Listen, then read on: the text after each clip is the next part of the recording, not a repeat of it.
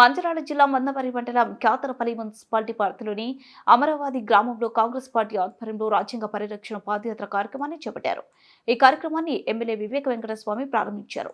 మొదటగా అంబేద్కర్ గాంధీ చిత్రపటాలకు నివాళులు అర్పించారు. ఈ సందర్భంగా ఎమ్మెల్యే మాట్లాడుతూ రాజ్యాంగం అమల్లోకి వచ్చి 75 సంవత్సరాలు పూర్తి చేసుకున్న సందర్భంలో భారత ప్రధాని రాజ్యాంగాన్ని మార్చాలని చేస్తున్న కుట్రలను తిప్పికొట్టాలనే ఉద్దేశంతో కాంగ్రెస్ పార్టీ అగ్రనేత రాహుల్ గాంధీ ఇచ్చిన పిలుపులో భాగంగా ఈ పాదయాత్ర చేపట్టినట్లు ఆయన తెలిపారు. డాక్టర్ అంబేద్కర్ రచించిన రాజ్యాంగం యొక్క విలువలను ప్రజలందరికీ తెలిపేలా జై బాపు, జై భీమ్, జై సంవిధాన్ కార్యక్రమాన్ని రాష్ట్ర ప్రభుత్వం శ్రీకారం చుట్టిందన్నారు. ప్రతి ఒక్కరూ బాపూజీ అడుగుజాడలో నడుస్తూ రాజ్యాంగం యొక్క ఔన్నత్వాన్ని తెలుసుకోవాలని సూచించారు. 10 సంవత్సరాల అధికారంలో ఉన్న బీఆర్ఎస్ ప్రభుత్వం పేదలకు ఇస్తానన్న డబుల్ బెడ్రూమ్ ఇండ్లు మంజూరు చేయడంలో విఫలమైందని, ప్రస్తుతం కాంగ్రెస్ ప్రభుత్వం పేదలకు గూడు కల్పించాలనే ఉద్దేశంతో ఇంటి జాగా ఉన్నవారికి 5 లక్షల నిరుపేదలకు ఇందిరమ్మ ఇళ్లను మంజూరు చేస్తుందని హామీ ఇచ్చారు.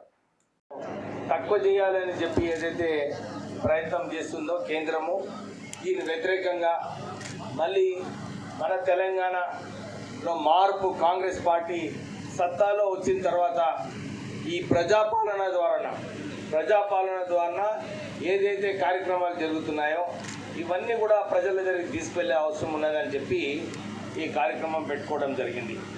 ఈ కార్యక్రమం వచ్చిన మన కోఆర్డినేటర్ అంజన్ కుమార్ గారు, మన టీపీసీసీ సెక్రటరీ, కాంగ్రెస్ పార్టీ వచ్చిన తర్వాత మనకు ఏదైతే 5 గ్యారంటీలు ఇచ్చినారో, నేను ఈ నెల నుంచి గ్రామాలన్నీ తిరిగినప్పుడు అన్ని చోట్ల కూడా ఇదే అడుగుతున్నా.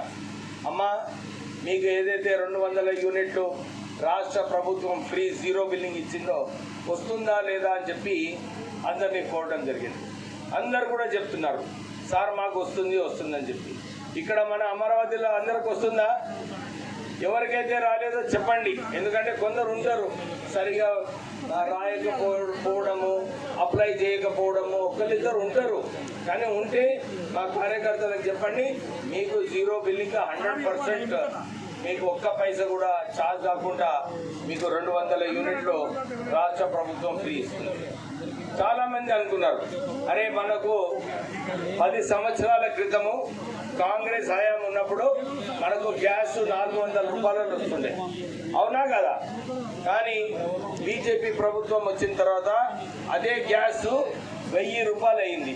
కానీ ఈరోజు మనందరికీ ఎంత ధరలు పెరిగినా కానీ రాష్ట్ర ప్రభుత్వం నిర్ణయం తీసుకొని మీకు 500 రూపాయల గ్యాస్ సిలిండర్ ఇస్తున్నారమ్మా అందరు మహిళలు, అవునా కదా? ఎవరికైతే రాలేదో మీరు రాసి ఇవ్వండి. మీరు ఒక్కటి గమనించాలి, మీ నిధులు ఏదైతే పైసలు గ్యాస్ కోసం ఉన్నదో మీ అకౌంట్లలో ఉన్నది, మీరు దాన్ని తీసుకునే బాధ్యత మీది. మీరు సరిగా ఎంపీడీఓతో మాట్లాడి మీరు ఏదైతే కావాలో అది తీసుకోండి. ఎందుకంటే ఇప్పుడే ప్రపంచంలోనేమో పెట్రోలు, డీజిల్, గ్యాస్ ధరలేమో తక్కువైతున్నాయి. మన దేశంలోనేమో నిన్ననే గ్యాస్ 50 రూపాయలు పెంచడం జరిగింది. 50 రూపాయలు అంటే ఇంకొక 100 కోట్ల రూపాయలు, 150 కోట్ల రూపాయలు మన రాష్ట్రానికి మన గండం. కానీ రాష్ట్ర ప్రభుత్వం ఏదైతే మాట ఇచ్చిందో మీకు 500 రూపాయలలోనే మీకు గ్యాస్ సిలిండర్ ఇస్తామని చెప్పి మీకు ఇవ్వబడుతుంది. దాని తర్వాత రాజీవ్ ఆరోగ్యశ్రీ స్కీమ్ మనకు 10 లక్షలు. ఇంతకుముందు కోవిడ్ ఉన్నప్పుడు మనకు కష్టంగా మనకు హాస్పిటల్లో ట్రీట్మెంట్ మనకు చౌక ధరలో వచ్చేది. కానీ మనం అప్పుడు డిమాండ్ చేస్తాము, మీరు రాజీవ్ ఆరోగ్యశ్రీ ఇంప్లిమెంట్ చేయండి, 5 లక్షల వరకు ఫ్రీ ట్రీట్మెంట్ ఇవ్వాలని చెప్పినప్పుడు టీఆర్ఎస్ ప్రభుత్వం ఇచ్చిందా లేదా? ఇవ్వలేదు. వాళ్ళు కేవలము మనమందరం కూడా చాలామంది మహిళలు దుస్తదాడులు కూడా తాకట్టు పెట్టి కోవిడ్ టైంలో ట్రీట్మెంట్ తీసుకుంటారు, అవునా లేదమ్మా? ఇప్పుడు మన రాష్ట్ర రేవంత్ రెడ్డి గారు వచ్చిన తర్వాత మనకు 10 లక్షల వరకు ఫ్రీ ట్రీట్మెంట్ లభిస్తుంది. నిన్న ఒక వ్యక్తి దగ్గర పోయినా నేను, ఆయనకు పాపము మన ఇందారం నుంచి సునీల్ గుండె నొప్పి వచ్చి యాంజియోగ్రామ్ చేసుకున్నాడు. అక్కడ మొత్తం ఖర్చు చూస్తే 6.5 లక్షల రూపాయలు అయింది. అయితే నేను అడిగిన, ఏమైనా సాయం కావాలన్నా, ఏమైనా కావాలంటే ఆయన వద్దు సార్, మొత్తం రాజీవ్ ఆరోగ్యశ్రీలో ఏమైనా అర్థం ఉన్నదా, ఏమైనా బుద్ధి ఉన్నదా? నిజంగా చెప్పండి అమ్మా. అవునా కదా? ఈ తొండ ఎందుకు? మీరు చేసింది మీరు చెప్పుకోండి. ఎక్కడ కూడా పోయి మీరు ఇట్లా ఈ 15 నెలలు అయిందా ఇప్పటి వరకు ఏమి సార్ ఎవరి మీద ఫాల్స్ పోలీస్ కేసు పెట్టావా? టీఆర్ఎస్ టైంలో ఎన్ని చేసిందా చెప్పు నువ్వు. ఆయన అడుగుతలేదా? టీఆర్ఎస్ జమానాలా ఎట్లా పోలీస్ కేసులు పెడుతుండే అని చెప్పి అవునా కదా? ఒప్పుకుంటారా? తప్పు లేదు. అరే ఇప్పుడు నేను ప్రభుత్వంలో ఉన్నా, ప్రభుత్వం ఏమైనా తప్పు చేస్తే నేను చేసినట్టే కదా, అవునా కదా? అయితే ఒప్పుకోవాలి మనం. అప్పుడేమో ఉట్టుటినే ప్రజలకు ఇబ్బంది పెట్టడానికి, ప్రజల మీద ఒత్తిడి దేనికి అన్ని తప్పుడు కేసులు పెడుతుండే. అప్పుడే అన్ని చోట్ల కూడా ఫోన్లు వస్తుంది. ఇప్పుడు నాకు రావు ఫోన్లు, సార్ ఈయనను అరెస్ట్ చేసిండ్రు, ఈయన నిడిపియండి అని చెప్పి నాకు ఫోన్లు రావు. ఎందుకు రావు అంటే రేవంత్ రెడ్డి గారు ఇది ప్రజాపాలన.